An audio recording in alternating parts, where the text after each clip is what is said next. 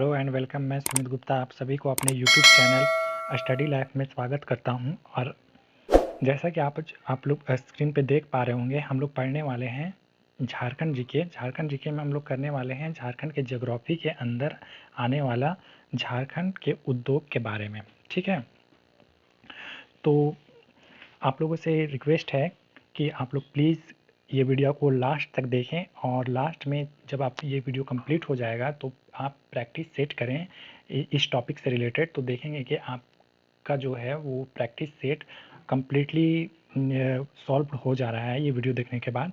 तो ये वीडियो आप लोगों के लिए बहुत बेनिफिशियल होने वाला है, तो प्लीज़ आप लोगों से रिक्वेस्ट है कि ये वीडियो पूरे लास्ट तक देखें। और चलिए बिना हम लोग समय को गंवाएं स्टार्ट करते हैं आज का टॉपिक, झारखंड के उद्योग।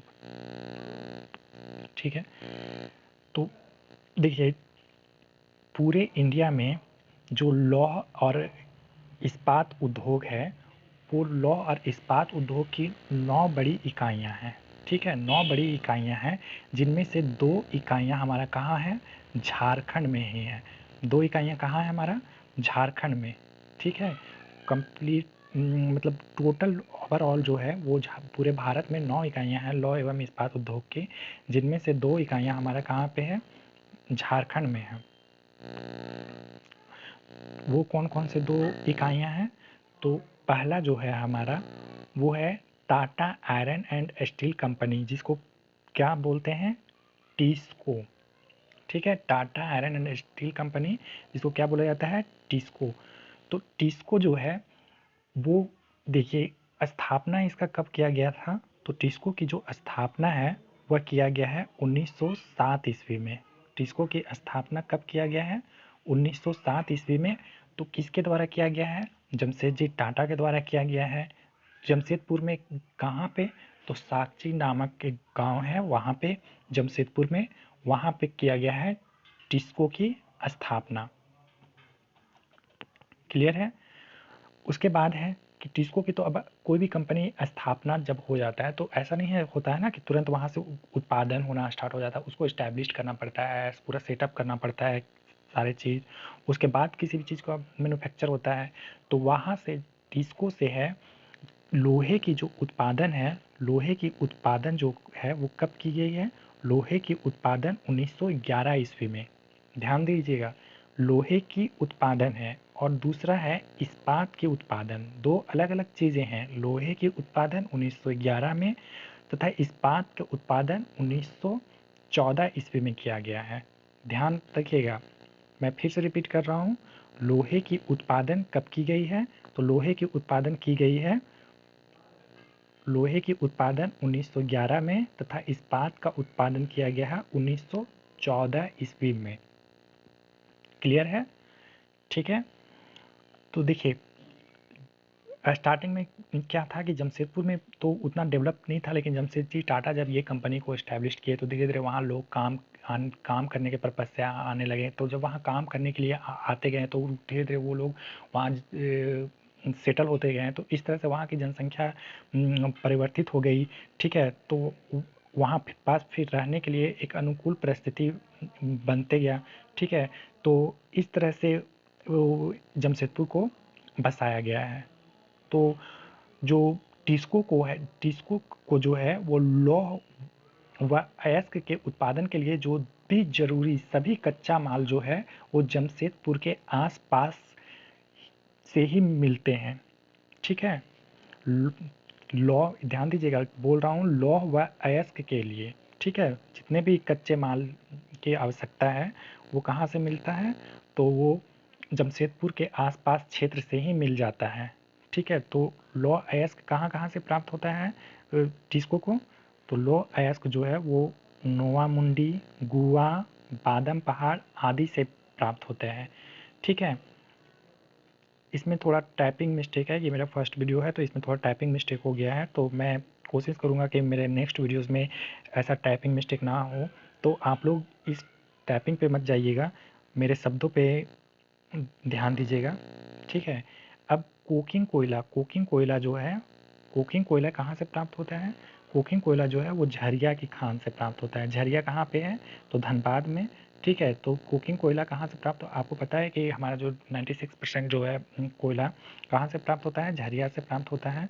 तो झरिया से क्या प्राप्त हो जाता है टिस्को को, तो झरिया से हमें प्राप्त हो जाता है कोकिंग कोयला। इसके बाद आता है मैग्नीज व क्रोमाइट। मैग्नीज व क्रोमाइट चाईबासा, ठीक है, चाईबासा पूर्वी सिंहभूम से सटा हुआ जिला है। तो चाईबासा से क्या प्राप्त हो जाता है, मैग्नीज व क्रोमाइट प्राप्त हो जाता है टिस्को को। इसके बाद चूना पत्थर व डेलोमाइट उड़ीसा के सुंदरगढ़ जिला। चूना पत्थर व डेलोमाइट कहाँ से प्राप्त होता है, उड़ीसा के सुंदरगढ़ जिले से प्राप्त होता है। ये सारे क्वेश्चन एग्जाम में पूछे जाते हैं, इसलिए मैं करा रहा हूँ। आपसे रिक्वेस्ट है कि आप प्लीज़ ये वीडियो ध्यान से देखिएगा और लास्ट में प्रैक्टिस सेट जरूर बनाइएगा। इसके बाद 1948 में यहाँ जमशेदपुर में ही Tata Engineering and Locomotive Company की स्थापना की गई है। ठीक है, कब की गई है, 1948 में। 1948 में क्या किया गया है, Tata Engineering and Locomotive Company की स्थापना की गई है। कहाँ पे, तो जमशेदपुर में ही की गई है। टिस्को जो है वो जब एस्टैब्लिश्ड किया गया था Tata iron and steel company को, तो उस समय इसका नाम टिस्को रखा गया था। लेकिन 2005 से जो है वो टिस्को का नाम परिवर्तित कर दिया गया है। और क्या रख दिया गया है, टिस्को का नाम परिवर्तित करके क्या रख दिया गया है, तो टाटा स्टील कर दिया गया है। ठीक है, क्या कर दिया गया है, टाटा स्टील कर दिया गया है।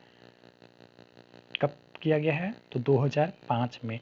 यहीं पे एक और इसकी शाखा समझ लीजिए तो खोला गया जिसका नाम है एग्रीको। एग्रीको में क्या उत्पादन होता है, तो एग्रीको से हमारा जो है वो उत्पादन होता है कृषि संबंधी उपकरण। एग्रीको में क्या बनाया जाता है, कृषि संबंधी उपकरण व मशीन का निर्माण किया जाता है। क्लियर है, एग्रीको में क्या किया जाता है, कृषि संबंधी उपकरण व मशीन का निर्माण किया जाता है। कहाँ पे है, तो जमशेदपुर में ही है। जब और यहाँ पे बहुत सारे हैं, टीन प्लेट फैक्ट्रियाँ हैं, वायर फैक्ट्रियाँ हैं, आदि चीज़ों का स्थापना किया गया है। यहाँ रेलवे वैगन, बॉयलर, मोटर गाड़ी, चेसिस एवं मोटर कार बनाने के कारखाने भी स्थापित किए गए हैं।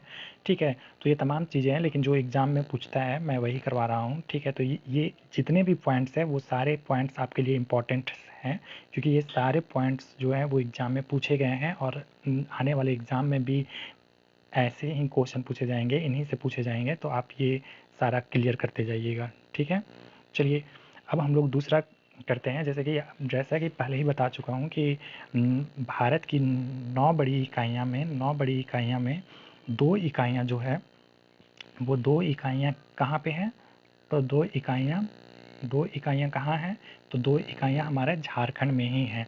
ठीक है, तो उनमें से हम लोगों ने टाटा आयरन एंड स्टील देखा पहले। अब दूसरा है हमारा बोकारो स्टील प्लांट। ठीक है, तो अब हमारा क्या है, दूसरा बोकारो स्टील प्लांट।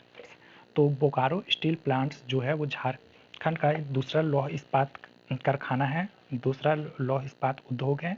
ठीक है, और इसकी जो स्थापना है 1964 ईस्वी में कब की गई है, 1964 ईस्वी में। तो 1964 ईस्वी में की गई है। और इसी समय क्या था, चल रहा था पंचवर्षीय योजना। कौन सी पंचवर्षीय योजना, तो तीसरी पंचवर्षीय योजना चल रही थी। ठीक है, तो ये कब किया गया है, तीसरी पंचवर्षीय योजना के तहत बोकारो स्टील प्लांट्स की स्थापना की गई है। अब पूछता है कि किसके सहयोग से किया गया है, तो ये किया गया है पूर्व सोवियत संघ के सहयोग से। ठीक है, किसके सहयोग से किया गया है, पूर्व सोवियत संघ के सहयोग से, जिसको क्या बोलते हैं, रूस। तो कहीं कहीं ऑप्शन आपको रूस मिलेगा, तो ये कंफ्यूज मत कर जाइएगा। ठीक है, पूर्व सोवियत संघ का ही परिवर्तित नाम है रसिया या रूस। ठीक है, तो ये कंफ्यूज मत कीजिएगा। उत्पादन, अब जब कंपनी को 1964 में एस्टैब्लिश किया गया तो वहाँ से उत्पादन कब होना स्टार्ट हुआ, तो उत्पादन जो है वो 1972, कब, 1972 से उत्पादन होना स्टार्ट हुआ। बोकारो स्टील एंड कंपनी में बोकारो स्टील प्लांट्स जो है वहाँ से उत्पादन 1972 में होना स्टार्ट हुआ और यह देश का चौथा सबसे बड़ा लौह कारखाना है। ध्यान रखिएगा, बोकारो स्टील प्लांट्स जो है, जो कि बोकारो जिला में है, 1964 में तृतीय पंचवर्षीय योजना के तहत पूर्व सोवियत संघ के सहयोग से जो एस्टैब्लिश किया गया, जहां उत्पादन 1972 से हो रहा है, यह देश का चौथा सबसे बड़ा लौह कारखाना है। ठीक है, और यह कारखाना जो है वो भारतीय इस्पात प्राधिकरण सेल के अंतर्गत कार्यरत है। किसके अंतर कार्यरत है? तो ये सेल के अंतर्गत कार्यरत है। ठीक है, सेल, ठीक है, सेल के अंतर्गत कार्यरत है। अब जो बोकारो स्टील प्लांट्स को है वो कच्चा माल कहाँ कहाँ से प्राप्त होता है? तो इस कारखाने को जो कच्चा कोयला जो है, कोयला वो स्थानीय क्षेत्र से प्राप्त हो जाता है, लेकिन कच्चा लोहा, लेकिन कच्चा लोहा कहाँ से प्राप्त होता है? वो उड़ीसा व मध्य प्रदेश से प्राप्त होता है। कच्चा लोहा कहाँ से प्राप्त होता है? उड़ीसा व मध्य प्रदेश से। तथा चूना पत्थर कहाँ से प्राप्त होता है? मध्य प्रदेश से। चूना पत्थर कहाँ से प्राप्त होता है? मध्य प्रदेश से। ये मेरा फर्स्ट वीडियो है झारखंड पर, तो थोड़ा टाइपिंग में मिस्टेक हो गया है, तो आप लोग टाइपिंग पे प्लीज़ ध्यान मत दीजिएगा, मेरे शब्दों पे ध्यान दीजिएगा। मैं नेक्स्ट वीडियोज़ में कोशिश करूँगा कि मेरे से ऐसा टाइपिंग मिस्टेक ना हो।